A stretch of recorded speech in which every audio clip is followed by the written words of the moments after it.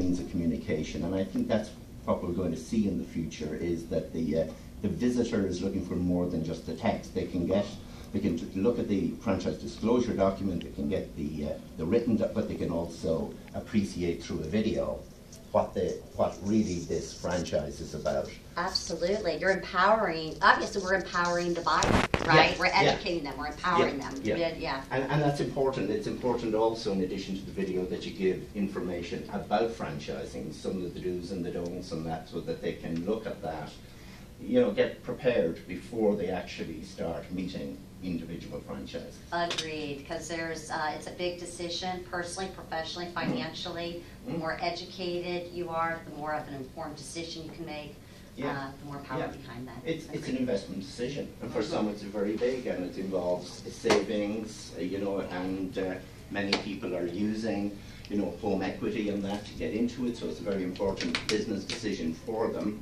And I think the more informed they are, before it, then the better it is, and it'll work better for everybody. For the franchisor wants good franchisees, and the franchisee wants a good franchisor. Absolutely.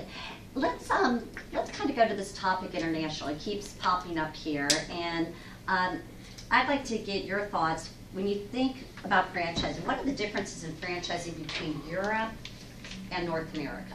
Well, the model is going to be the same, but there are differences in relation to, say for the franchisor going into Europe, one of the first things that they have to realize is the cultural and language differences that we have within a very small, if we look at France, we have a site in France, Germany, we have a site in Spain, and obviously we're the leading site in the UK. Well, these 4 sites represent 4 different cultures, 4 different languages. And often you can get a franchisor say, I'm going to go into this market, I'm going to go into Europe, and say, well, do you have anybody that actually speaks French? Well, no, we don't have.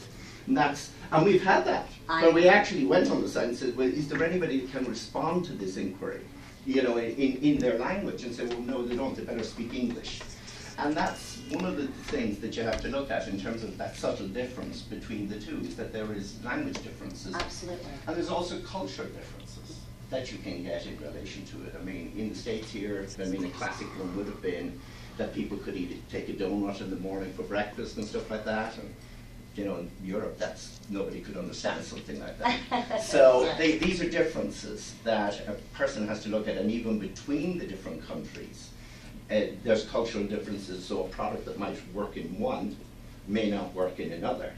So it's different in that regard. And the other thing would be that in Europe, we don't require a franchise disclosure document. It's governed by a different type of. So here in the US, you're used to seeing or looking for the FDD. In Europe, you may not get that.